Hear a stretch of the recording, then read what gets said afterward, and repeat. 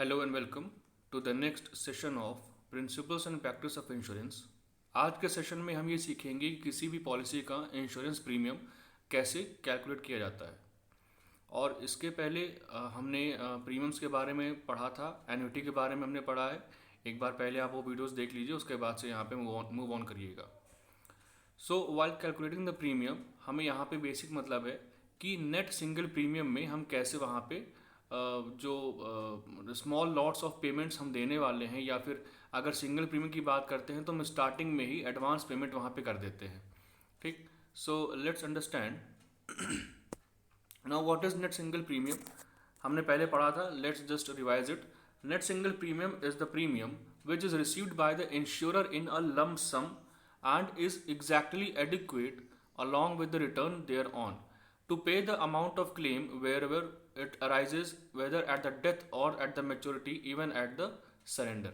ठीक, सो जो प्रीमियम यहाँ पे पे किया जाएगा वो एक पूरे अमाउंट में हो सकता है, ठीक है, और वो हमेशा स्टार्टिंग में ही पे किया जाएगा to the insurance company, to the जो इंश्योरर आपका वहाँ पे होता है। उस केस में एक टोटल अमाउंट होगा और वो एडवांस में ही पे वहाँ पे किया जाएगा in case of net single premium. It does not provide for expenses of management and contingencies. ठीक है, जैसा कि हमने पहले पढ़ा था कि तीन कॉन्सेप्ट्स होते हैं। एक तो आपका एक्सपेक्टेशंस ऑफ एक्सपेक्टेड यील्ड होता है, एक्सपेंसेस ऑफ मैनेजमेंट की बात होती है वहाँ पे। ठीक है, सो इस केस में क्या होता है कि एक्सपेंसेस ऑफ मैनेजमेंट वहाँ पे कवर अप नहीं किया जाएगा under the case of net single premium, क्योंकि यहाँ पे हमको जो पेमेंट है वो एडवांस में ही मिल जा रही है। तो हम यहाँ पे जो कंटीजेंसीज होगी, जो फ्यूचर के पेमेंट्स होंगे, उसको हम यहाँ पे कवर अप नहीं करेंगे, because we are getting the full money in advance. Next, assumptions. क्या क्या एजम्पशंस होते हैं while calculating the net single premium. Net single premium calculate करने के लिए क्या क्या एजम्पशंस आपको पहले से डिफाइन कर लेने चाहिए। The first one is as many policies of a given type is issued as are the number of person। ठीक है, जितने भी पर्सनस होंगे उनके हिसाब से गिवन पॉलिसी वहाँ पे इशू होनी चाहिए। मतलब जितने पर्सनस होंगे उतनी ही पॉलिसी भी इशू करनी पड़ेगी आपको। Next is premiums are collected in advance और at the beginning of the period. Net single premium की बात की जा रही है, सो जितना भी प्रीमियम होगा एडवांस में ही वहाँ पे कलेक्ट कर लिया जाएगा। ठीक, प्रीपेड टाइप ऑफ सिस्टम होगा यहाँ पे, कुछ भी बात के लिए यहाँ पे नहीं रखा जाएगा। That is why under this type of premium हम किसी भी कंटीजेंसी को लेकर नहीं चलते हैं। Next, all the collections are immediately invested and will remain invested until the money is needed for the payment of claims। जितना भी वहाँ पे पैसा आपको मिला है प्रीमियम के तौर पे, जो भी इंश्योरेंस कंपनी है वो सारा का सारा पैसा वो इन्वेस्ट कर देगी at the same point of time, और जब तक कि वो पैसा रिक्वायर्ड नहीं होगा आप वहाँ से नहीं निकालेंगे। ठीक, when you require that money then only the insurance company will take out that investment, तभी वो इन्वेस्टमेंट वहाँ से विड्रॉ किया जाएगा। Next assumption is the insurer will receive an assumed rate of interest। Rate of interest पहले से define कर रखा गया होगा, उतना ही रेट ऑफ इंटरेस्ट पे आपको पैसा मिलेगा जो भी आपको रिटर्न मिलना है कुछ सालों के बाद। द इंटरेस्ट और द डिविडेंड और any return of the invested funds is immediately invested for री अर्निंग। ठीक है, री इन्वेस्टमेंट होगा यहाँ पे, जो पैसा मिला है, जो भी आपके पास इंटरेस्ट और डिविडेंड मिला है आपको, वो अगेन री इन्वेस्ट कर दिया जाएगा। ठीक, यहाँ कहने का मतलब ये है कि कंपाउंडिंग का फॉर्मेट अप्लाई होगा। मतलब एक साल में जो भी इंटरेस्ट अमाउंट आपको मिला है वो इंटरेस्ट अमाउंट अगले साल के लिए फिर दोबारा री इन्वेस्ट कर दिया जाएगा। ठीक, अगर मान लीजिए आपने 1000 रुपये इन्वेस्ट किए हैं 10% के हिसाब से, ठीक है, तो यहाँ पे क्या होगा कि एक साल के बाद आपको 100 रुपये उस पर इंटरेस्ट मिलेगा।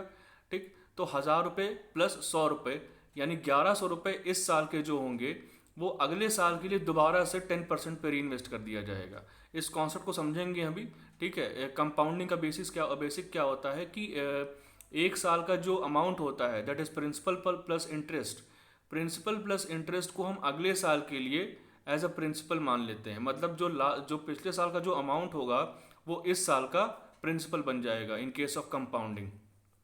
Mortality rate will be the same as given in the mortality table and will be uniformly distributed throughout the year. ठीक है, जो भी वहाँ पे मोर्टैलिटी रेट मिला है हमको, जो हमने निकाला है मोर्टैलिटी रेट, उसके हिसाब से हम वहाँ पे पॉलिसीज़ का प्रीमियम डिसाइड करेंगे। All the policies are of the same amount से 5000। यहाँ पे पॉलिसी का अमाउंट कांस्टेंट रहेगा, ये एजम्पशन है एक, ठीक है। पॉलिसी का अमाउंट अगर अलग अलग होगा तो उस केस में हम सही प्रीमियम रेट कैलकुलेट नहीं कर पाएंगे। Claims will be paid only eight the end of the period, ठीक है। जो प्रीमियम है वो टाइम के स्टार्टिंग में कलेक्ट किया जाएगा और जो क्लेम है, जो मेच्योरिटी अमाउंट है, वो पीरियड के एंड में दिया जाएगा। नाउ लेट्स फाइंड आउट कि net single premium term insurance के अंडर में कैसे कैलकुलेट किया जाता है। टर्म इंश्योरेंस कॉन्ट्रैक्ट क्या होता है? ऐसा कॉन्ट्रैक्ट जहाँ पे अगर बायर जो आपका एश्योर्ड पर्सन है, जो इंश्योर्ड पर्सन है, अगर वो मर जाता है, इन केस ही डाइज, तभी उसको पैसा मिलेगा। अगर सर्वाइव कर जाता है तो पैसा नहीं मिलेगा। It is a kind of temporary insurance, ठीक है। क्या होता है? Payment is only made when the life assured dies within the specified time limit, ठीक है। जो भी टाइम लिमिट है, जो भी इंश्योरेंस कॉन्ट्रैक्ट की टर्म है, अगर उसके अंदर ही उसकी डेथ हो जाती है, अगर 5 साल तक के लिए करा रखा है इंश्योरेंस और 5 साल के अंदर ही उस पर्सन की डेथ हो जाती है, तभी वो पैसा मिलेगा अंडर टर्म इंश्योरेंस। अगर सर्वाइव कर जाता है 5 साल तक तो वो पैसा बिल्कुल नहीं मिलेगा, वो पैसा पूरा का पूरा इंश्योरेंस कंपनी के पास ही चला जाएगा। Nothing will be paid if death does not occur during the designated term, this is also called as temporary insurance. कुछ भी वहाँ पे पे नहीं किया जाएगा अगर डेथ नहीं होती है, तो अगर पर्सन सर्वाइव कर जाता है तो nothing will be paid. The premium in advance, the premium received in advance and it will not be return if the assured survives. अगर सर्वाइवल हो जाता है, अगर जो पर्सन इंश्योर्ड पर्सन जो भी है, अगर वो उसकी डेथ नहीं होती, अगर पर्सन सर्वाइव कर जाता है, तो इस केस में पैसा नहीं मिलेगा उसको। The premium is paid only in a single sum at the Inception of the policy. जो भी प्रीमियम होगा वो पॉलिसी की इनिशियल स्टेज पे ही मिलेगा, ठीक है। इनिशियल स्टेज पे ही पे करना पड़ेगा इंश्योर्ड पर्सन को to the insurance company. Death claims will be paid at the end of the year, yes exactly, in which they occur and not at the end of the term, ठीक है। Death claims जो हैं वो हमेशा हर साल के and में ही मिलेंगे, अगर ये टर्म जो है कॉन्ट्रैक्ट में लिखी गई है तो, ठीक। And which they occur and not at the end of the term, कहने का मतलब है अगर कॉन्ट्रैक्ट में लिखा गया है कि 1 साल का जो भी आपके पास क्लेम होगा, मतलब प्रिंसिपल प्लस इंटरेस्ट वाला क्लेम, ठीक। अगर टर्म ऑफ कॉन्ट्रैक्ट में लिखा गया है कि ईयरली पेमेंट होना है क्लेम्स का, तो ईयरली पेमेंट होगा, otherwise it will be paid at the end of the term. दस the probability of death in each year along with the present value of the claim for each year will be calculated because death may occur at any moment and the insurer may require to pay। इसीलिए जो भी हम यहाँ पे premium calculate करेंगे और जो भी उनका क्लेम कैलकुलेट करेंगे, उस केस में क्या होगा कि हर एक साल का कंटिन्यूअस बेसिस पे हम प्रेजेंट वैल्यू निकालते जाएंगे। अब प्रेजेंट वैल्यू क्या होता है और फ्यूचर वैल्यू क्या होता है, I will just try to explain you in the upcoming slides, ठीक है। कहने का मतलब ये है कि जो पैसा आज हम लगाते हैं वो कहलाता है प्रेजेंट वैल्यू, और जो पैसा, उसी पैसे में अगर इंटरेस्ट मिल जाता है और कुछ सालों के बाद वो पैसा हमको वापस मिलता है, that is known as future value, ठीक। जैसे इस केस में क्या है कि प्रीमियम जो पे करेंगे हम, प्रीमियम जैसे मान लीजिए कि हम स्टार्टिंग में नेट सिंगल प्रीमियम केस लेते हैं, तो अगर हमने एक बार में 50,000 रुपये पे कर दिए in case of net single premium, so वो हो जाएगा क्या, that will be the present value. और अगर वही अमाउंट आपको 5 साल के बाद मिलेगा in the matured amount interest plus करके, मान लीजिए आपको मिल रहा है 5,80,000 मिल रहा है 5 साल के बाद, so that will be called as the future value, ठीक है। तो प्रेजेंट वैल्यू हर एक साल के निकालनी पड़ेगी हमको फ्यूचर वैल्यू से कंपेयर करके, ठीक। ऐसा क्यों करना पड़ेगा, क्योंकि जो पर्सन है जिसका इंश्योरेंस हुआ है उसकी डेथ कभी भी हो सकती है, तो ये हम मान के चलते हैं। इसीलिए ईयरली बेसिस पे हम जो भी क्लेम का अमाउंट होता है वो हम कैलकुलेट करते रहते हैं वहाँ पे। Now the term may be anything, 1 year, 2 year, 5 year or 7 years. It depends upon the policy of the insurance company. Now just I'll try to explain you with the example. एक example लिया है मैंने, देखिए। A person wants a term insurance and it is of 5 years, ठीक है। 5 साल का जो है एक टर्म इंश्योरेंस पर्सन ने खरीद लिया है, इंश्योरेंस पॉलिसी खरीद ली है। रेट ऑफ रिटर्न कितना है, 3%। एंड मॉर्टैलिटी एक्सपीरियंस, ठीक है, मॉर्टैलिटी एक्सपीरियंस यहाँ पे क्या है कि मॉर्टैलिटी रेट हमने जो निकाला था वो हमने एक तरीके से 1953 और 54 के हिसाब से कैलकुलेट किया है। The person is proposing it at the age of 40, ठीक है, 40 साल का जब वो पर्सन हुआ है तब उसने इंश्योरेंस पॉलिसी खरीदी है और 5 साल तक के लिए खरीदी है, मतलब 45 ईयर्स के बाद उसको पैसा मिलेगा। ठीक, पर्सन की करेंट एज है 40 ईयर्स और इंश्योरेंस पॉलिसी 5 साल की है तो 45 ईयर्स तक वो पॉलिसी चलेगी उसके लिए। Each dead person will be paid 1000, the number of details are from the table. ठीक है, सो हर एक पर्सन पर, जैसे मैंने पहले बताया था कि इंश्योरेंस का जो अमाउंट होगा वो हमेशा कांस्टेंट रहेगा, तो हर एक पर्सन के लिए यहाँ पे 1000 रुपये मांग लिया गया है और 40 ईयर्स ऑफ एज पे वो पॉलिसी होल्डर्स एंटर कर रहे हैं, 5 साल तक के लिए एंटर करेंगे। ठीक, इसके अलावा रेट ऑफ इंटरेस्ट आपका 3% है। ठीक, now just try to understand, just see 40 years की एज में जो पॉलिसी होल्डर्स हैं अपना इंश्योरेंस करवा रहे हैं और 5 साल तक के लिए करवा रहे हैं, that means it is going to be of 5 years. Number of persons living, ठीक है, इतने पर्सनस हैं जो कि 40 ईयर्स जब उन्होंने पॉलिसी में एंटर किया है, मतलब कि जब उन्होंने पॉलिसी परचेज की तो पॉलिसी परचेज करने वाले इतने लोग अभी अलाइव हैं, इतने लोग अभी जिंदा हैं। ठीक है, और नंबर ऑफ डेथ, जो नंबर ऑफ डेथ हो गई उसी करेंट पीरियड में, मतलब जिस साल उन्होंने पॉलिसी परचेज की उसी साल में इतने में से इतने लोगों की डेथ हो गई है। आउट ऑफ 96,463 273 पीपल जो हैं उसी साल मर गए हैं, उनकी डेथ हो गई है। सो इस केस में क्या हुआ, now you have to calculate the mortality rate per 1000। ठीक है, जब भी निकालते हैं कहीं की पॉपुलेशन निकालते हैं तो हमेशा पर 1000 के हिसाब से निकाल के चलते हैं।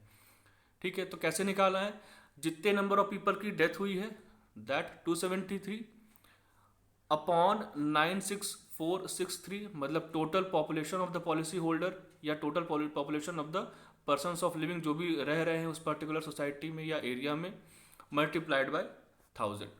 1000 के पर 1000 के हिसाब से निकालते हैं हमेशा, कोई भी पॉपुलेशन होती है वहाँ पे, तो so we have multiplied by 1000।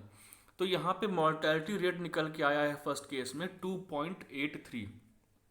ठीक है, mortality rate has been figured out, that is 2.83। अब देखो, अब नेक्स्ट स्टेज पे क्या होगा, यानी नेक्स्ट ईयर के लिए 41st ईयर के लिए 96,463 में से आपके 273 पीपल्स की डेथ हो गई, 273 पीपल आर डाइड। अब जो बाकी बचे इसमें से, यानी 96,190, ठीक, 41st ईयर के लिए अब इसमें से भी कुछ लोग मरेंगे। ठीक है, नेक्स्ट ईयर अब इसमें से भी कुछ लोग की डेथ हो जाएगी। ठीक, ये 96,190 क्या आया, 96, I will just try to explain you,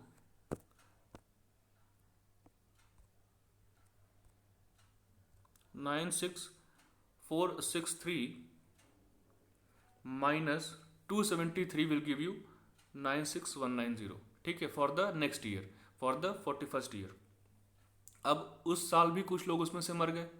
ठीक, उस साल भी कुछ लोग मर गए उसमें से, तो अगेन आप यहाँ पे भी ऐसे निकालेंगे, कैसे निकालेंगे, योर कैलकुलेशन विल बी 302, मतलब जितने लोगों की डेथ हुई है अपॉन, अब कितने लोगों में से निकालना होगा, 96,190 मल्टीप्लाइड बाय 1000।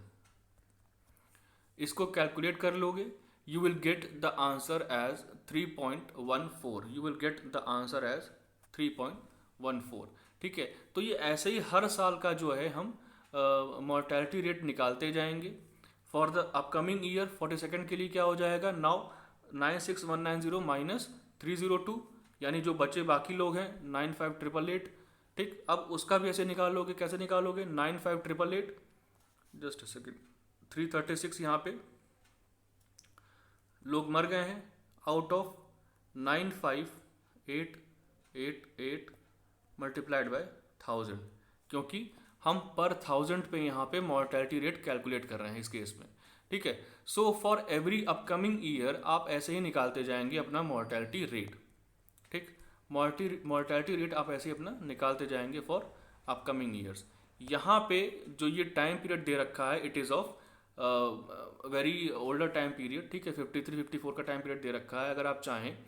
सो इस केस में मतलब एक तरीके से ये टेबल तब बनाई गई थी उस टाइम पे, ठीक है। जो करंट ईयर है आप कुछ भी ले सकते हैं, यू कैन टेक 2021 या you can take 2021, 2022, it depends upon you, ठीक है। सो ऐसे करके आप हर एक ईयर की जो है मोर्टैलिटी रेट वहाँ पे कैलकुलेट कर लेंगे। So now moving on, now let's सी।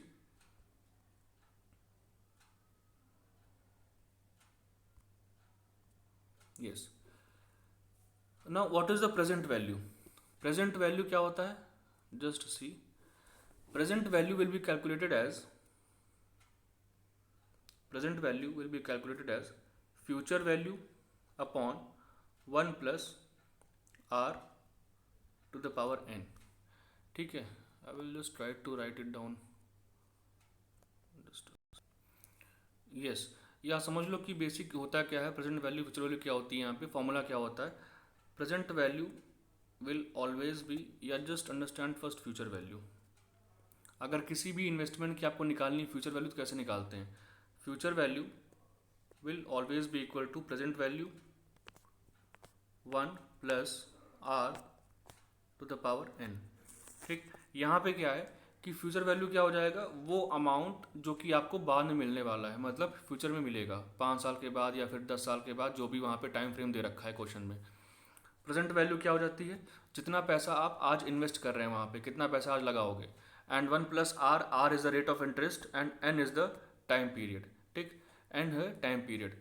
अब इस केस में क्या, जैसे मान लो हम कह देते हैं कि हमने let's say we want to calculate the future value of 1000 rupees, ठीक है, 1000 रुपीज़ आफ्टर 5 ईयर्स, ठीक, या आफ्टर 2 ईयर्स मान लो, यहाँ पे इस केस में ले लेते हैं।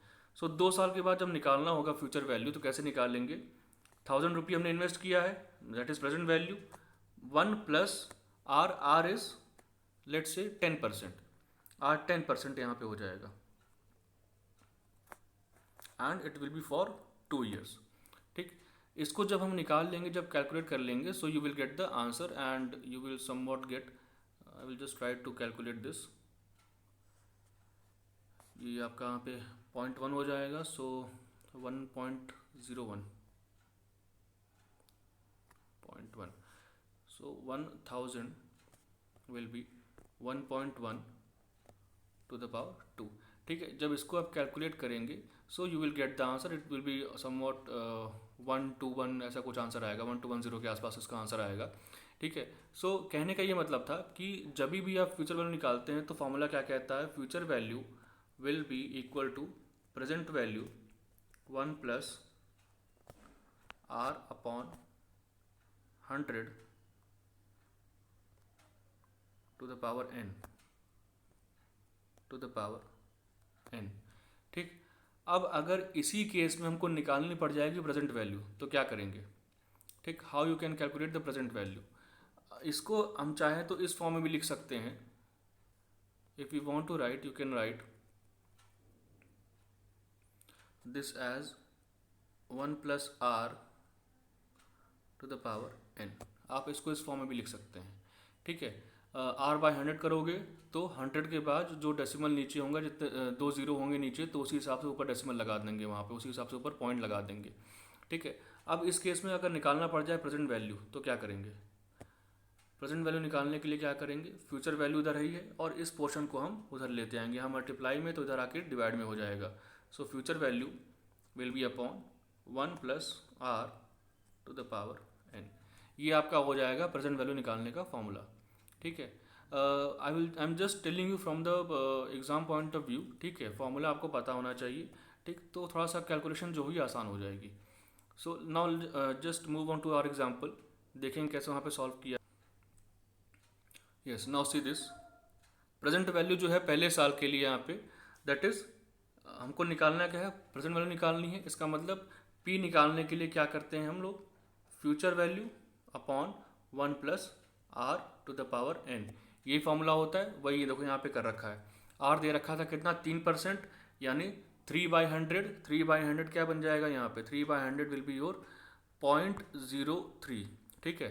3/100 बन गया 0.03, यानी 1 plus r for the first year, for first year will give you 0.971, इतना आपको मिलेगा।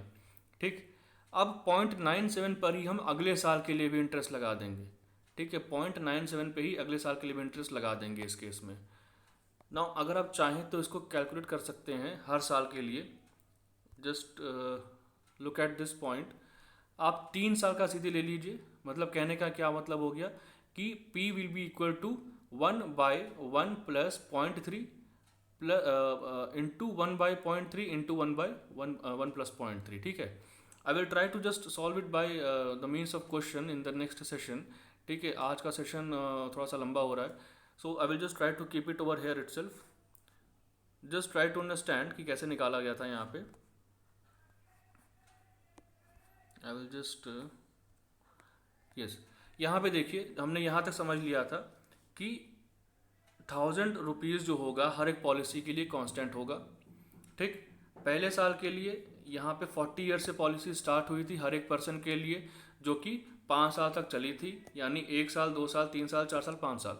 ठीक, और जो भी यहाँ पे नंबर ऑफ पर्सन्स लिविंग थे उसमें से कुछ लोग मर जाते थे।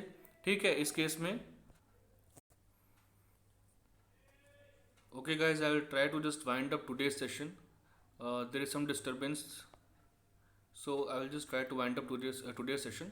We will continue this part in the next session itself, from tomorrow. Okay, so thank you, thanks a lot.